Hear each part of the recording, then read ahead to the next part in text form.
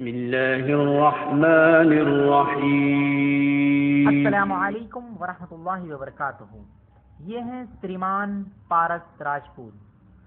ابھی ہم آپ کے سامنے ان کی ویڈیو دکھائیں گے کہ انہوں نے گجرات شانتی سمیلن میں شانتی کے نام پر لوگوں کو انہوں نے کس طرح غلط فہمی میں مبتلا کیا اور کس طرح دھرم کے نام پر لوگوں کو یہ لڑوا رہے ہیں۔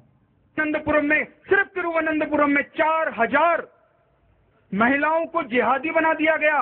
وہ جھوٹ بول رہا ہے۔ جہاد کا مطلب کیا؟ جد و جہد۔ جہاد کا مطلب نہیں کہ بے گناہ کے جان لو، کافروں کو جہاں کہیں پاؤ انہیں قتل کر دو۔ وہ جھوٹ بول رہا ہے۔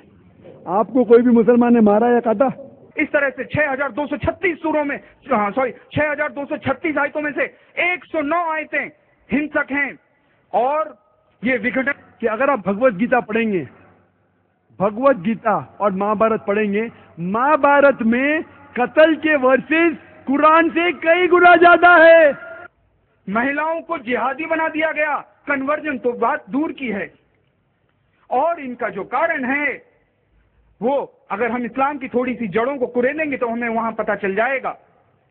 قرآن میں جو سورہ ہے، جو سورہ 9 ہے، صرف وہی ایک ایسا سورہ ہے جو بسم اللہ الرحمن الرحیم سے شروع نہیں ہوتا۔ سورہ التوبہ میں یہ کہا گیا ہے کہ آپ کافروں کو جہاں کہیں پاؤ انہیں قتل کر دو۔ سچ کیا ہے؟ آئیے جانتے ہیں ڈاکٹر ذاکر نائک سے۔ اکثر اسلام کو بدنام کرنے کے لیے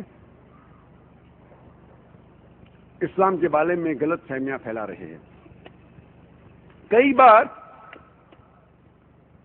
یہ لوگ قرآن کا حوالہ دے کے لوگ کو بہکانے کی کوشش کرتے ہیں، اور عام طور پہ جو کرٹکس آف اسلام ہیں، جو اسلام کے خلاف لکھتے ہیں، وہ ایک مشہور آیت کو پیش کرتے ہیں، حوالہ دیتے ہیں بتانے کے لیے کہ اسلام دہشت گردی کا مذہب ہے،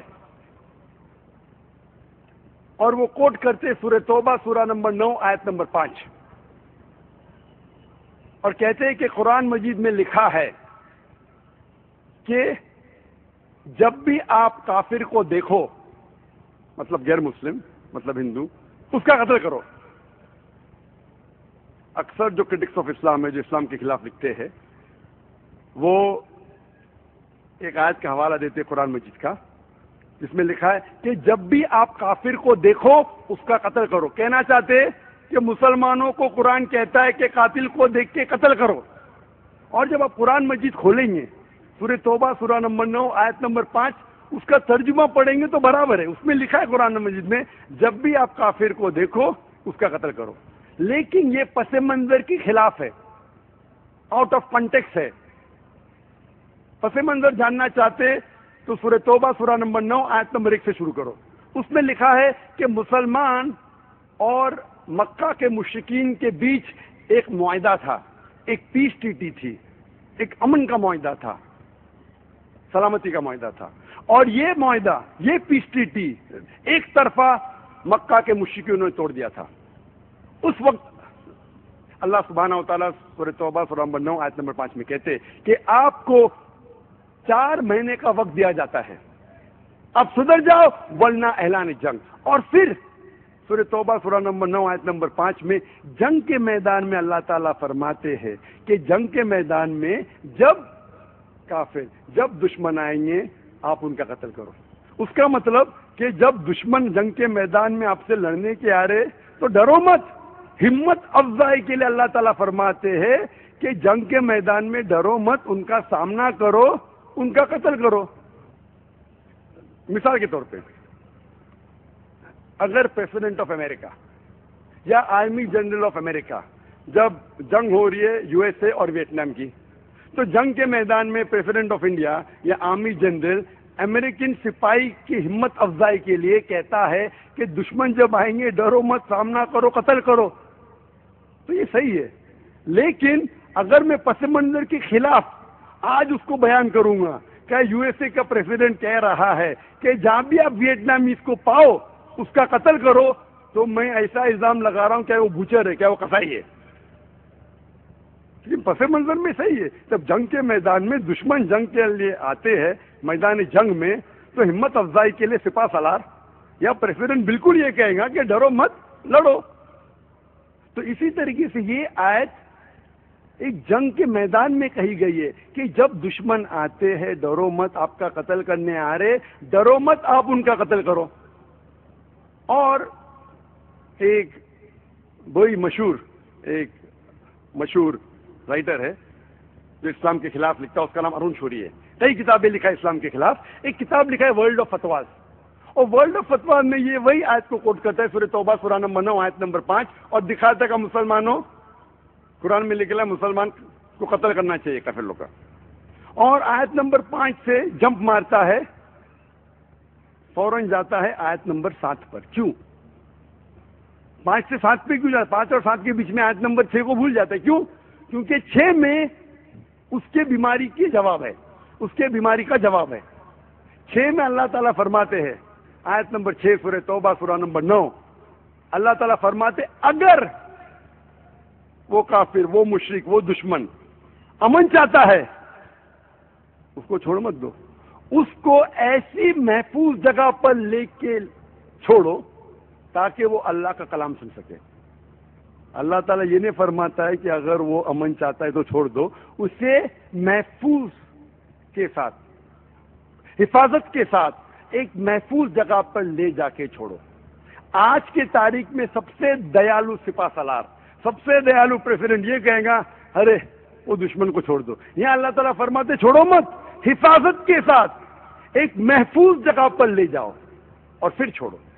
47 آیت نمبر 4 سورہ النساء آیت نمبر 56. اس طرح سے 6236 سوروں میں 6236 آیتوں میں سے 109 آیتیں ہنسک ہیں اور یہ وگھٹن کرتی ہیں, دیش کو توڑنے کا کام کرتی ہیں. اکثر لوگ قرآن مجید کے آیت کو آؤٹ آف کانٹیکسٹ کوٹ کرتے ہیں, اور جہاں بھی آپ قرآن مجید میں اگر دیکھتے ہیں کہ اگر استعمال کرنا پڑتا ہے, جہاد کے کئی مرحلے میں نے کہا, اگر if you have to force, that is the last resort. Violence, force, طاقت ایک آخری ریسورٹ ہے, آخری علاج ہے. اور اس وقت بھی جہاں بھی آپ پائیں گے قرآن مجید میں آیت لڑنے کی, اس کے فوراً بعد کہا ہے امن لڑنے سے بہتر ہے. کوئی بھی آیت لو, چاہے سورہ توبہ لو یا سورہ انفال لو, سورہ نمبر 8 آیت نمبر 7, اس کے بعد لکھا ہے امن لڑنے سے بہتر ہے. श्रीमान पारस राजपूत, अभी आपने जो वीडियो देखी उससे आपके हर एतराज का जवाब हमने दे दिया. आपने कहा कि आप इस देश से प्रेम करते हैं. मैं भारत माता से प्यार करता हूं. मैं इस भारत भूमि से, इसकी मिट्टी से, इसके पहाड़ों से, इसकी नदियों से. आपको बता दूं मैं कि सिर्फ आप ही नहीं हैं इस देश से प्रेम करने वाले, लेकिन अगर आप इस देश से सच्चा प्रेम करते हैं तो मेहरबानी करके मजहब को लेकर हिंदू मुस्लिम को लड़वाइए नहीं.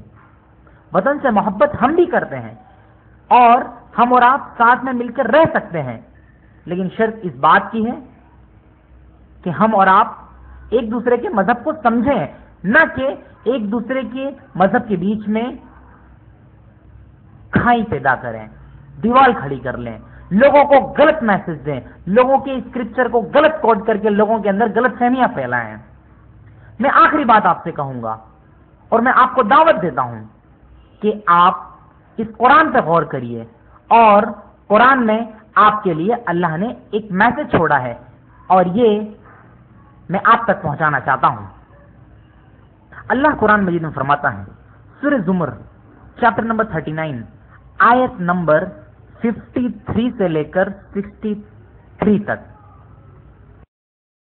ए पैगंबर, मेरी तरफ से लोगों को कह दो कि ऐ मेरे बंदो, जिन्होंने अपनी जानों पर ज्यादती की है, अल्लाह की रहमत से नाउम्मीद न होना. अल्लाह तो सब गुनाहों को बख्श देता है. बेशक वही तो है बड़ा बख्शने वाला, बड़ा मेहरबान.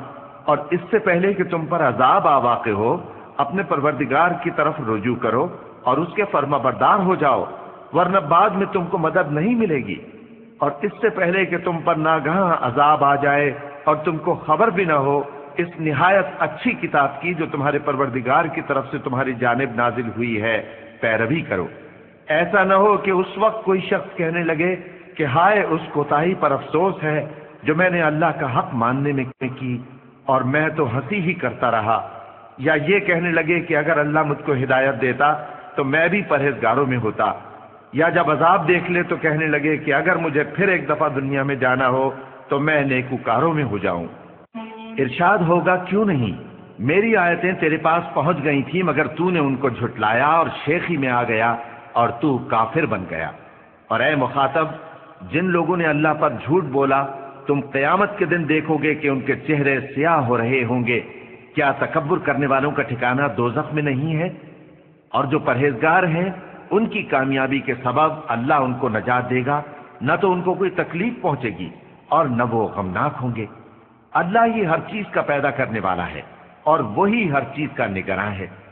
اسی کے پاس آسمانوں اور زمین کی کنجیاں ہیں، اور جنہوں نے اللہ کی آیتوں سے کفر کیا وہی نقصان اٹھانے والے ہیں۔